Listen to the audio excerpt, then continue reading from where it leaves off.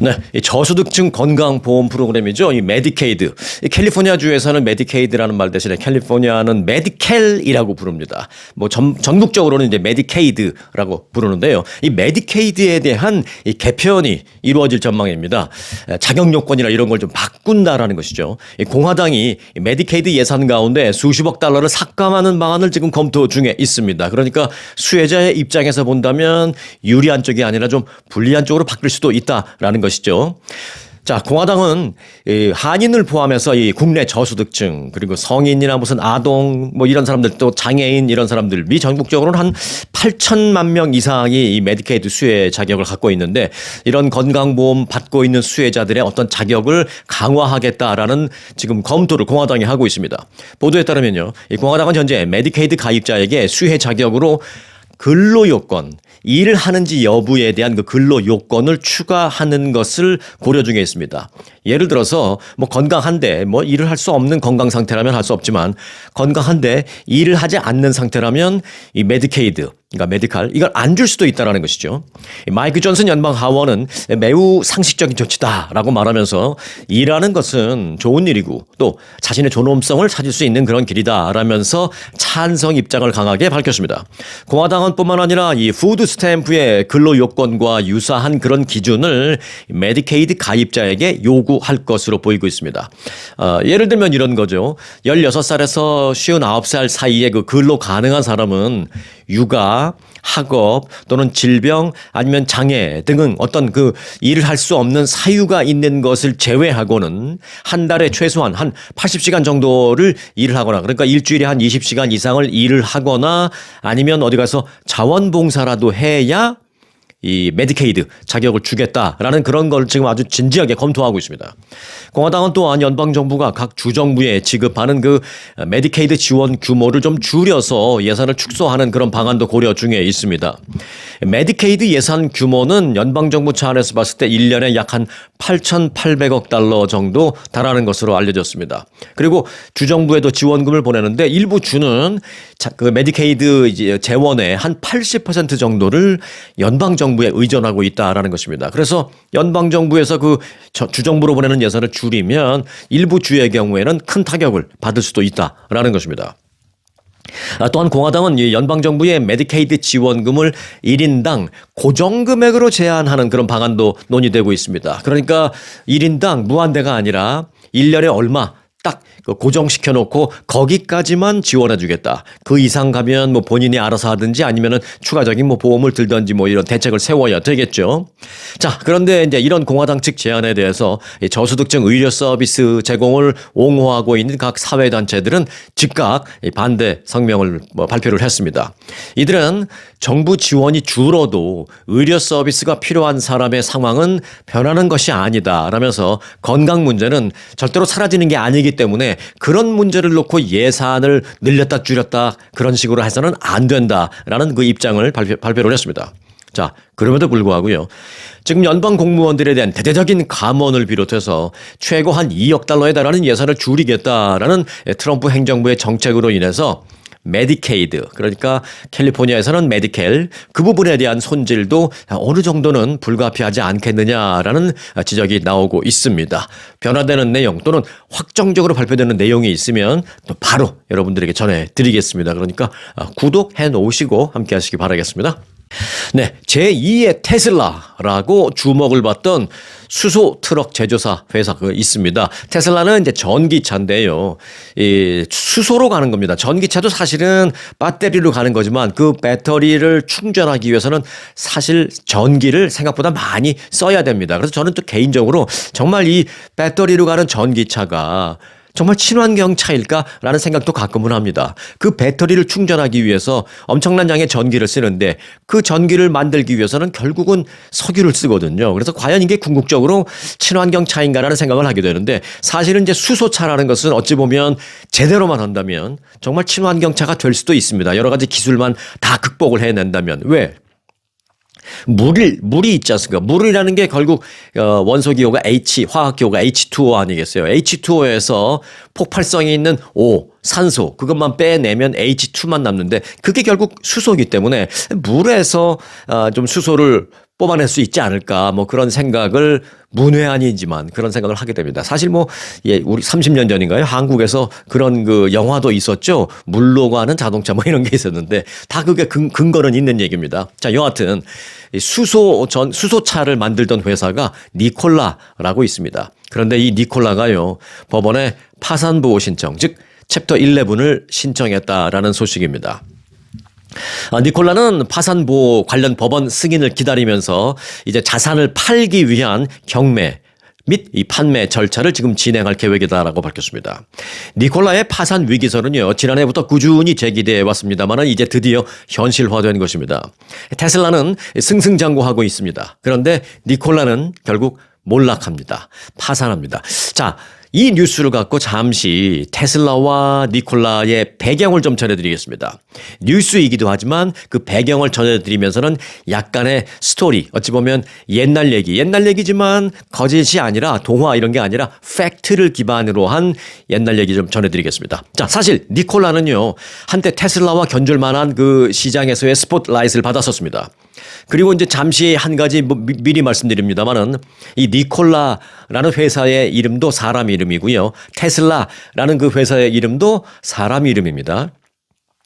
그런데 흥미로운 건 그 사람 이름이라고 말한 그 사람, 그 주인공은 사실 같은 한 사람입니다. 즉 니콜라는 그 사람의 first name, 그리고 테슬라는 그 사람의 last name인 것입니다. 그러니까 그 사람의 이름이 뭐예요? 네, 니콜라 테슬라라는 사람입니다. 그 한 사람의 이름을 각각 두 회사가 사용한 것입니다. 그런데 라스트 네임을 가진 테슬라라는 회사는 일론 머스크의 주도하에 일단 성공했고요. 그 퍼스트 네임 니콜라라는 이름을 가진 회사는 이렇게 파산하는 몰락의 길을 걷게 됐다라는 것입니다. 자, 1분 후에 니콜라 테스la 얘기를 잠시 해드릴 텐데요. 일단 그 1분 안에 그 니콜라의 파산 얘기를 좀 마무리하겠습니다. 자, 테슬라는 전기차이지만 니콜라는 수소차입니다. 그것도 수소 트럭, 뭐 작은 차가 아니라 수소 트럭을 만드는 회사로 탄생을 했었습니다. 그래서 2020년도에는요, 야심차게 그 뉴욕 증시에도 상장이 됐었습니다. 당시 이제 상장한 지 나흘 만에 시가총액 300억 달러를 넘어서면서 이 포드 자동차의 시총을 그 당시에 앞서기도 했습니다. 그래서 큰 화제를 낳았었죠. 그런데 이제 그해 9월 한 조사 업체가 니콜라라는 회사의 충격적인 비리 한 가지를 폭로합니다. 뭐라고 했냐면 니콜라는 자체 개발했다라는 트럭의 성능을 부풀렸고 또 선 주문 예약을 받았다라는 그런 규모도 과장으로 거짓 공고를 했다라는 하나 이 보고서를 폭로했습니다. 당시 시장은 물론 전기차보다는 수소차가 결국은 우리의 갈 길이다라고 굳게 믿고 있었던 적지 않은 사람들을 정말로 충격에 빠뜨리는 그런 폭로였습니다. 힌덴버그 리서치라는 조사 업체였었는데요.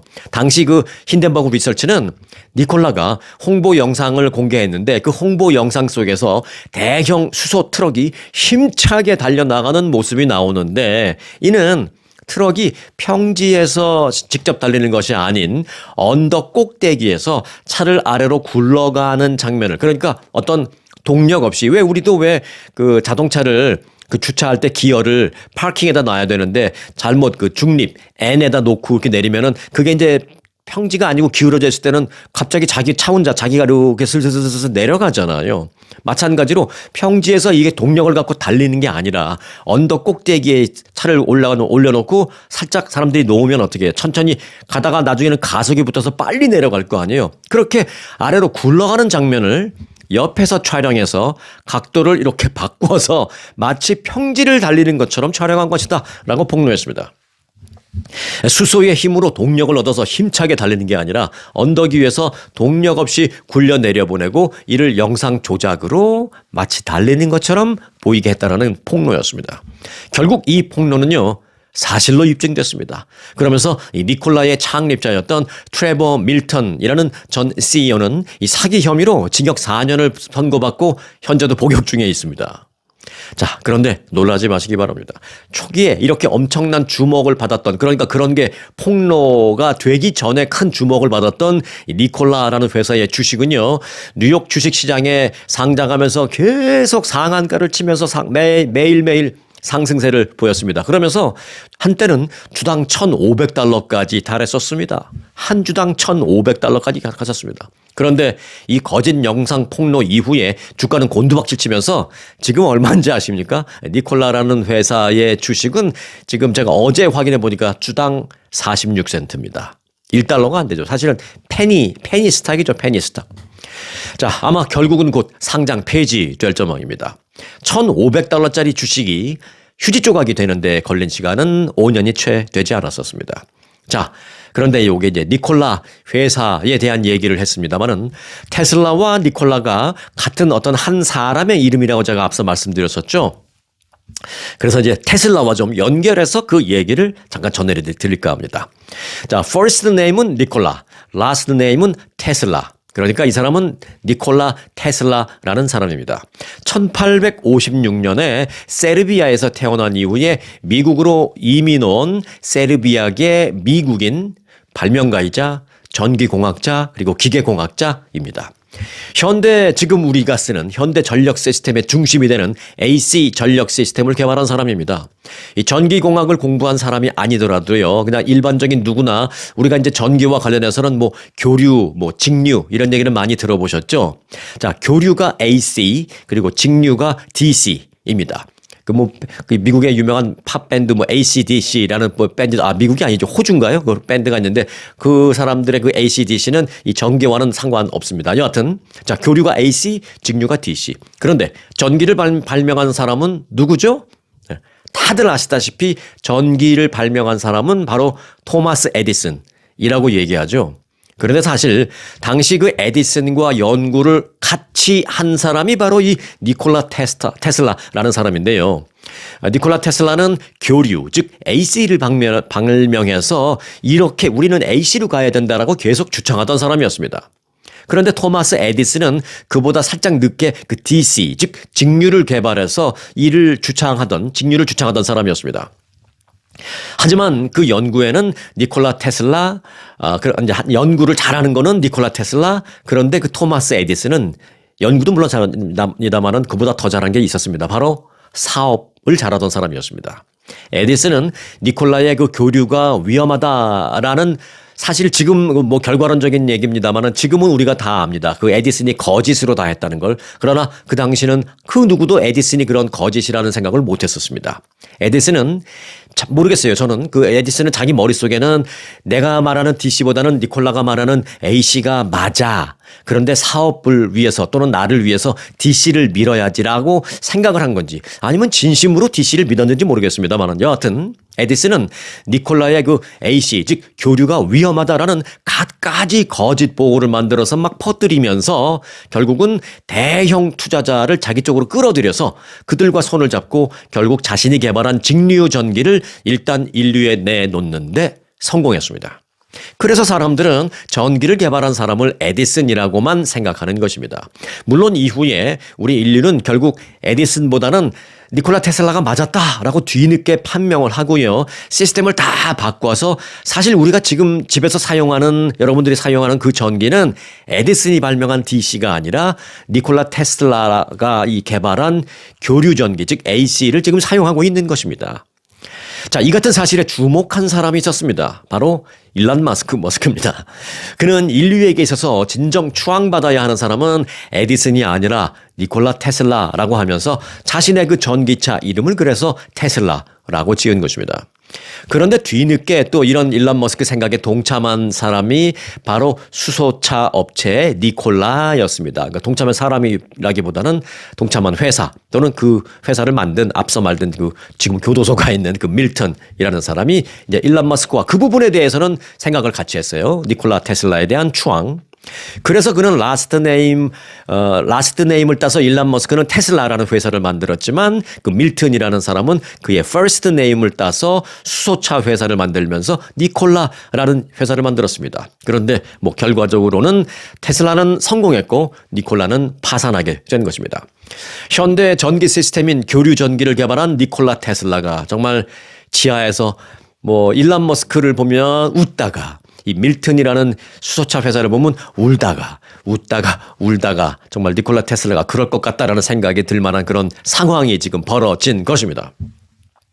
사실 그 니콜라 테슬라라는 사람과 토마스 에디슨이라는 사람의 스토리는 정말 드라마틱하고도 재미있고도 상당히 이제 긴 그 얘기가 있습니다. 네.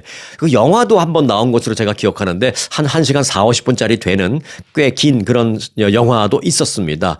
그런데 그런 긴 영화나 긴 스토리 그걸 제가 뭐 한 3, 4분만으로 이제 줄여서 간추려서 해드리려니까 정말 어렵긴 하네요. 네. 여하튼 그 니콜라라는 그 수소차의 파산보호 신청을 접하고 제 머릿속에는 정말로 많은 생각이 교차하면서 들었습니다. 그래서 관련 소식을 여러분들에게 좀 간단하게나마 좀 전해드려야 되겠다라는 생각이 들어서 좀 줄여서 축소해서 좀 알기 쉽게 정리를 해드렸습니다.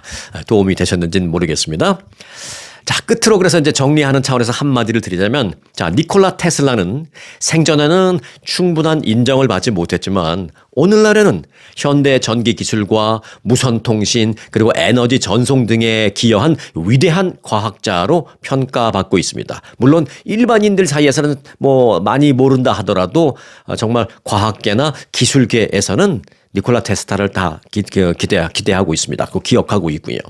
그런데요, 이제 보너스로 한마디 좀 더 전해드리겠습니다. 아마 좀 깜짝 놀라실 거예요. 130여 년 전입니다. 그때가 지금부터 한 130여 년 전에 충격적이게도요. 그 니콜라 테슬라라는 사람은 전파가 어떤 특정 선에 연결되지 않고 전파는 연결 없이 그냥 막 사방으로 퍼져나가잖아요. 그런 것처럼 전기도 와이어리스로 보내는 걸 성공했었습니다. 그때. 물론 당시 기술로는 아주 짧은 거리였습니다만은 뭐 한 10m도 안 되는 짧은 거리였지만 전기를 전선 없이 와이어리스로 보내는 것을 짧지만 성공을 했었습니다. 저는 그런 생각도 합니다. 현대에 그러니까 130년 전에도 짧은 거리지만 성공을 했었는데 130년이 지난 지금 현대에 왜 그 기술이 전기를 와이어리스로 보내는 기술이 상용화되지 않을까 하는 궁금증도 갖고 있습니다. 물론 단순히 생각하면 전기는 만지기만 해도 막 찌릿찌릿하고 감전되고 감전이 심하면 사망할 수도 있고 그런데 아유 그걸 어떻게 와이어리스로 전선 없이 보내 뭐 저도 뭐 그런 생각합니다. 전문가가 아니라서. 하지만 130년 전에 짧은 거는 성공했었는데 왜 지금은 그걸 기술이 개발되지 않았을까라는 생각도 갖고 있습니다. 뭐 전기 회사의 뭐 각종 이권 때문이었을까요? 여하튼 궁금하기는 합니다. 아무튼 현재 우리가 그 인터넷을 와이어리스로 사용하듯이 언젠가 우리 후손들은 전기도 그렇게 와이어리스로 사용할 날이 오지 않을까? 라는 정도의 생각은 하게 됩니다. 뭐 기술적인 백그라운드로 얘기한 건 아니고요. 자, 니콜라 테슬라의 스토리였습니다.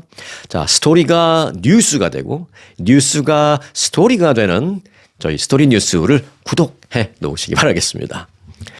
자, 지금 우크라이나로 가보겠습니다. 우크라이나는 지금 누구와 싸우고 있을까요? 네, 러시아요?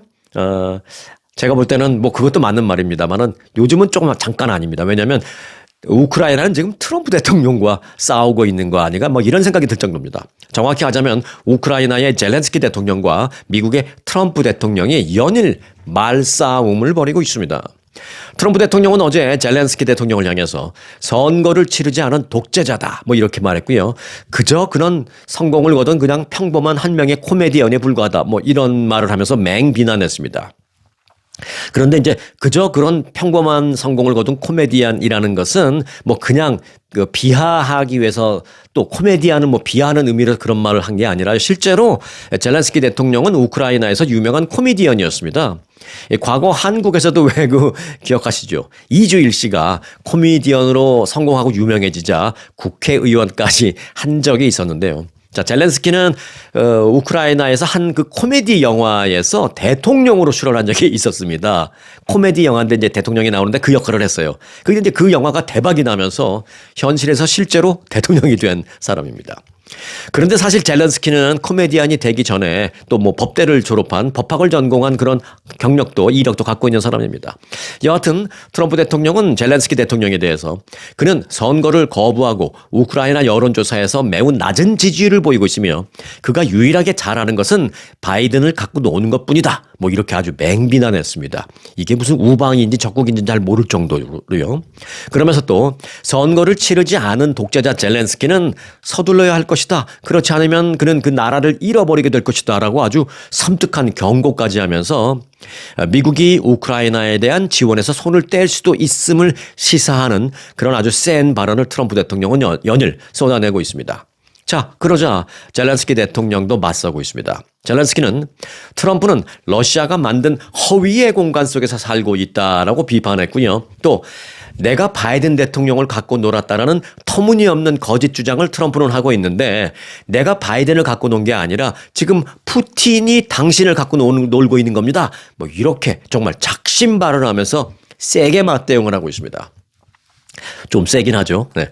그러자 또 트럼프 대통령은 젤렌스키에 대해서 이렇게 말했습니다. 자국의 전쟁을 돈벌이에 이용하고 있다라고 또 재반격하고 있는 등 공격, 반격, 재반격 등등 하고 있는 등 지금 두 사람의 말싸움이 커지고 있습니다. 젤렌스키가 지금 트럼프와 그런데 말싸움 할 때는 아닌 것 같은데 라는 생각도 들고 있고요.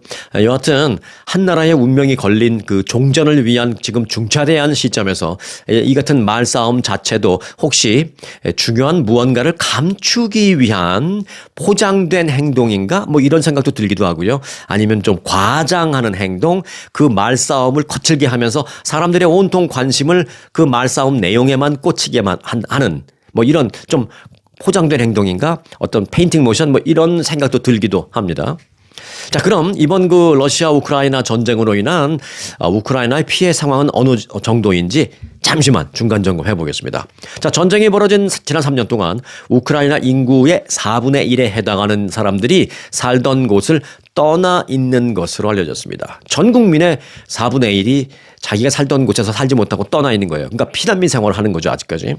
유엔 난민기구는 우크라이나 전쟁이 발발한 2022년 2월 이후에 전쟁 전 인구 4분의 1에 해당하는 1,060만 명이 지금 피난민 생활을 하고 있다라고 밝혔습니다. 전쟁으로 우크라이나 전역에서 전체 주택의 10%인 200만 채 이상의 주택이 파손됐고요. 또 최근 6개월간 우크라이나 동부 지역에서만 20만 명 이상이 새롭게 또 피난길에 오른 것으로 알려지고 있습니다. 그러니까 지금 뭐 종전 협상을 하고 그런다고 지금 전쟁이 주춤하고 소강 상태 그런 게 아니라는 것이죠. 자, 유엔 난민기구는 에너지 기반 시설에 대한 지속적인 공격으로 주민들은 추위와 어둠 속에서 생활하고 있고 특히 각 지역 정부의 기능 마비로 인해서 노인들과 장애인들 그리고 어린이들에게 가장 필요한 어떤 기본적인 지원이 거의 뚝 끊긴 상태다라고 말하고 있습니다. 현재 우크라이나 내에서는 전체 인구의 3분의 1에 해당하는 1,270만 명이 인도적인 지원을 필요로 하는 속에서 생활하고 있습니다. 특히 이제 어린이와 노인들의 피해가 가장 심각한데요. 건강은 뭐 물론입니다만은 정신 건강 문제도 심각한 상황입니다. 특히 미사일과 드론의 지속적인 공격이 뭐 밤에도 공격이 있고 아침에도 있고 낮에 공부하다가도 막 공습 때리고 막 이런 일이 하니까 무슨 일이 발생하겠어요? 트라우마를 겪는 거죠. 일상생활을 하면서 그 트라우마가 지속적으로 장기적으로 누적되는 상당히 심각한 정신적인 피해도 크다라는 것이 현지의 판단입니다. 자, 중간 점검을 해드렸고요. 자, 미국으로 들어오겠습니다. 항공우주국 나사가요, 엊그제 끔찍한 발표를 하나 했습니다. 지금 우주에 있는 한 소행성이 7년 뒤에 지구와 충돌할 가능성이 있다는 것입니다. 나사는 이 소행성의 그 궤적을 검토한 결과 2032년에 소행성과 지구가 충돌할 확률이 있다라고 밝혔습니다. 2032년이라고 말씀드리니까 뭐 아주 먼 그런 얘기 같습니다만 사실 지금부터 딱 7년 후의 얘기입니다. 그렇다면 충돌 확률은 얼마나 될까요? 지난달까지만 해도 이 소행성과 지구의 충돌 가능성은 약 1%로 추정됐습니다. 그런데 나사는 또다시 지난 7일에 확률을 2.3%로 올렸고요. 그리고 이틀 전에는 또다시 확률을 3.1%로 올렸습니다. 한 달 새에 이 확률이 3배 이상 올라간 거죠. 그런데 그러면 조금 있으면 4%, 5%로 올라갈까? 그렇게까지는 걱정 안 하셔도 될 것 같다라는 생각이 듭니다. 그 확률이 오늘자로는요, 일단 다시 1.5%로 낮아졌습니다. 어찌됐든 그 천문학자들은요, 이 제임스 웹 우주 망원경을 통해서 이 소행성을 이 소행성의 그 망원경을 24시간 고정해 놓고 관측을 하겠다라고 밝혔습니다. 만일 위험 확률이 10%를 넘어가게 된다면 국제 소행성 경보 네트워크에서 전 인류에게 공식 경보를 발령하게 됩니다. 그러나 전문가들은 뭐 너무 크게 걱정해서 일상생활에 지장을 받지는 않기를 바란다. 이 확률이라는 게 상당히 지금까지도 그랬듯 좀 가변적이다라고 말하고 있습니다. 일단 이 충돌 확률 수치가 지금보다 좀 더 올라가거나 뭐 하는 그런 일이 있다면 바로 여러분들에게 전해드리겠습니다. 자, 스타벅스 얼마나 자주 가시나요? 스타벅스가 미국 14개 주에서 플라스틱 컵을 퇴출할 예정입니다. 대신에 이 퇴비화가 가능한 친환경 원료로 만든 새로운 컵을 선보였습니다. 그런데 이에 대해서 일부 고객들은 불만을 표출하고 있습니다. 팍스 뉴스는요, 스타벅스가 캘리포니아주를 비롯해 워싱턴주 그리고 하와이주 등 미국 내 14개 주 모든 매장에서 이 컴포스터블 컵을 제공하기 시작했다라고 보도했습니다.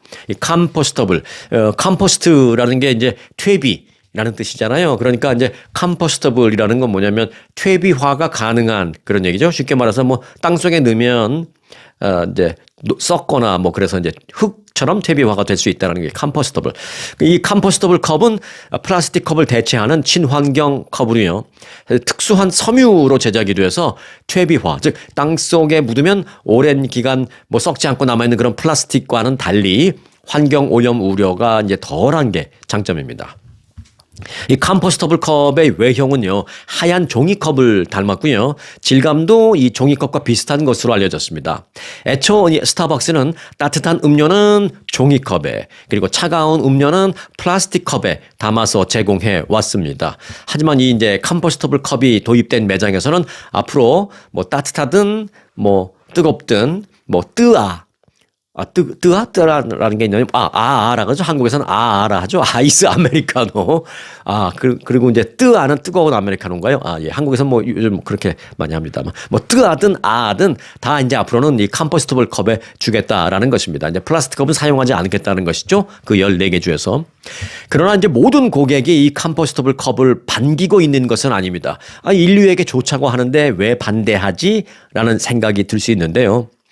온라인 커뮤니티 레딧이라고 있죠. 그 레딧 등에는 이 컴포스터블 컵에 대한 불만을 토로하는 글이 최근에 많이 올라오고 있습니다.